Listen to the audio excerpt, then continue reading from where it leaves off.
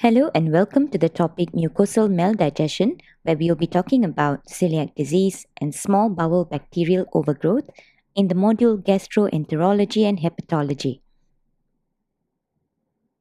By the end of this topic, you should be able to define mucosal maldigestion, discuss the pathophysiology of mucosal maldigestion, explain the clinical presentation of mucosal maldigestion, outline the investigations in the diagnosis, and finally discuss the principles of management of mucosal maldigestion. The two diseases which we will discuss in this topic here will be celiac disease and small bowel bacterial overgrowth.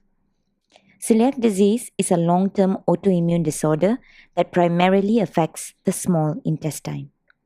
This often begins between 6 months and 2 years of age. It's associated with other autoimmune diseases such as type 1 diabetes mellitus and Hashimoto's thyroiditis, among others. The other terminologies that can be interchangeably used with celiac disease are celiac sprue, non-tropical sprue, endemic sprue, and gluten enteropathy. Now let's take a look at small bowel bacterial overgrowth, or also sometimes known as bacterial overgrowth. It's a disorder of excessive bacterial growth in the small intestine. Unlike the large bowel, which is rich with bacteria, the small bowel usually has fewer than 100,000 organisms per milliliter. Patients with bacterial overgrowth typically develop symptoms which may include nausea, bloating, vomiting, diarrhea, malnutrition, which is caused by a number of mechanisms. Now, celiac disease is caused by a reaction of gluten, a group of various proteins found in wheat and other grains such as barley and rye. Moderate quantities of oats, free of contamination with other gluten-containing grains, are usually well tolerated. The occurrence of problems may depend on the variety of factors. It occurs in people who are genetically predisposed. Upon exposure to gluten, an abnormal immune response may lead to the production of several different autoantibodies that can affect a number of different organs. In the small bowel, this causes an inflammatory reaction and may produce shortening of the villi lining in the small intestine, known as villus atrophy. And this eventually affects the absorption of nutrients, frequently leading to malnutrition or sometimes anemia. As for small bowel bacterial overgrowth, it develops when the normal homeostatic mechanisms that control enteric bacterial population are disrupted. The two processes that most commonly predispose one to bacterial overgrowth are diminished gastric acid secretion and small intestine dysmotility. Once present, bacterial overgrowth may induce an inflammatory response in the intestinal mucosa, further exacerbating typical symptoms. Although not universally seen, 10 overgrowth of small bowel intestinal flora may result in microscopic mucosal inflammation. And this is revealed by the blunting of the intestinal villi, thinning of the mucosa and the crypts, and increased intraepithelial lymphocytes, all of which reversed with antibiotic treatment.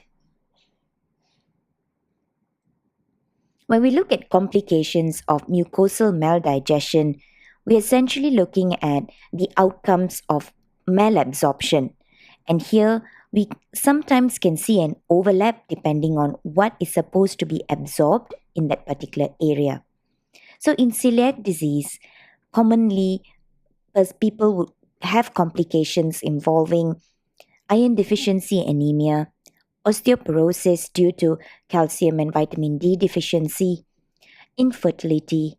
Certain cancers are associated with celiac disease, neurological problems due to essential vitamin deficiencies, and other autoimmune disorders.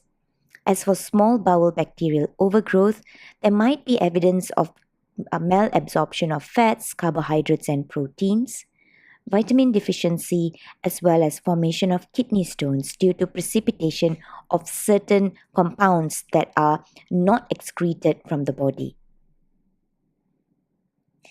The classic symptoms of untreated celiac disease include having pale, loose, or greasy stool, weight loss or failure to gain weight, having fatigue, as well as abdominal pain.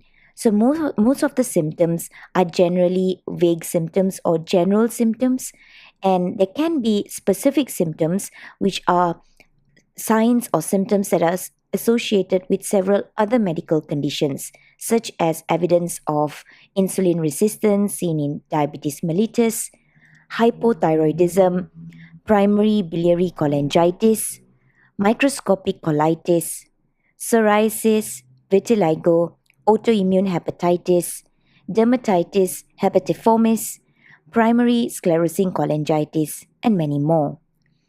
As for bacterial overgrowth, this can cause a variety of symptoms as well, many of which are also found in other conditions, making the diagnosis challenging at times. The symptoms of bacterial overgrowth include nausea, flatus, constipation, having diarrhea, fatigue and weakness, and not forgetting steatorrhea, which is a sticky type of diarrhea where fats are not properly absorbed and they spill into the stool, which may also occur. Specifically, if we're discussing signs, generally celiac disease patients would come in with cramping abdominal pain as well as distension. There would be a degree of lactose intolerance which may develop as the bowel becomes more damaged, and there might be evidence of dermatitis herpetiformis. As for small bowel bacterial overgrowth, there's evidence of abdominal distension, which would further suggest that the patient must be experiencing belching, abdominal discomfort, as well as flatulence, hematochezia, and dehydration as well. When it comes to lab tests for celiac disease, the diagnosis is typically made by a combination of blood antibody tests and intestinal biopsies assisted by specific genetic testing. Making the diagnosis is not always straightforward. Frequently, the autoantibodies in the blood are negative, and many people have only minor intestinal changes with their normal villi. People may have severe symptoms and they may be investigated for years before a diagnosis is achieved. Increasingly, the diagnosis is being made in people without symptoms as a result of screening. So, serological blood tests are the first line investigation required to make a diagnosis of celiac disease.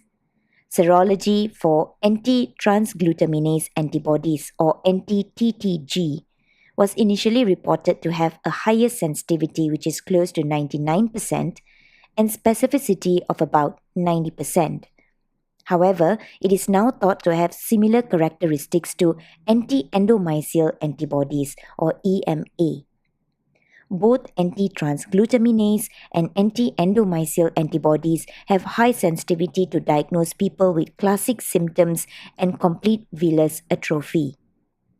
Other diagnostic tests that can be carried out may be useful in identifying complications such as iron studies to look at iron deficiency, calcium studies or levels to look at presence of hypocalcemia, often due to decreased vitamin D levels.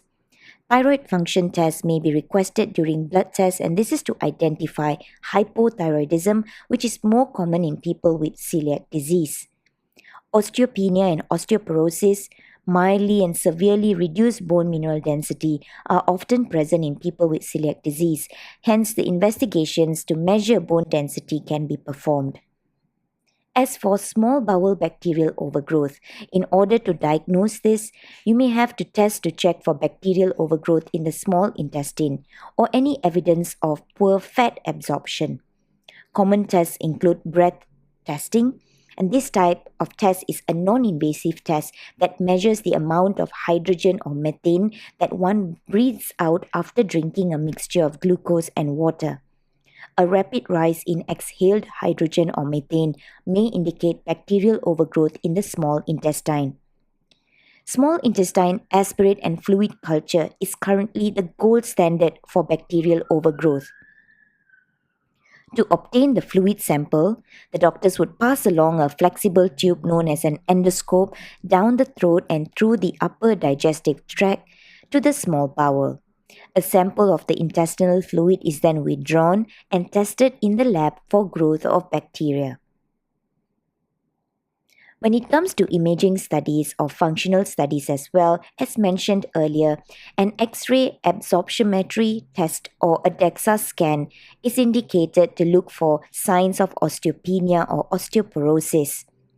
An endoscopy would be done, and this can be done in two forms, either a fiber optic endoscopy or a capsule endoscopy, which essentially is to look for any typical mucosal changes observed in celiac disease, such as scalloping of folds and cracked mud appearance to the mucosa. As for small bowel bacterial overgrowth, the doctor may recommend imaging studies such as a CT scan or MRI to look for structural abnormalities of the intestine that may give rise to small bowel bacterial overgrowth.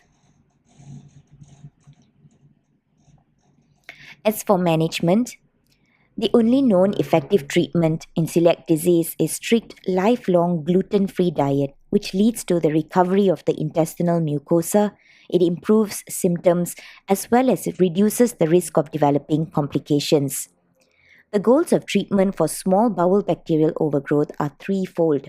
You may want to look at correcting the underlying cause, providing nutritional support, as well as treating the bacterial overgrowth. Antibiotics are primarily the treatment for bacterial overgrowth. However, studies also show that dietary changes such as limiting sugars and lactose may also help reduce bacterial overgrowth. Surgery for celiac disease is not the first-line treatment options. It's usually reserved for patients with refractory or pre-malignant complications such as enteropathy-associated T-cell lymphoma and ulcerative jejunitis. Surgical revision for altered small bowel anatomy may be beneficial in patients with small bowel bacterial overgrowth, which is secondary to small bowel diverticulosis, fistulas, or strictures. To conclude, we have looked at mucosal maldigestion, the two types of conditions which are celiac disease as well as small bowel bacterial overgrowth.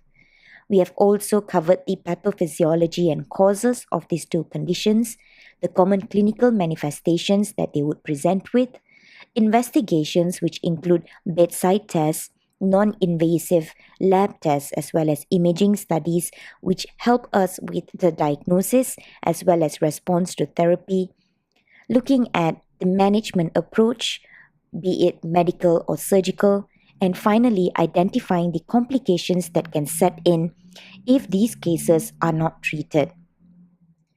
We have come to the end of this topic. Thank you.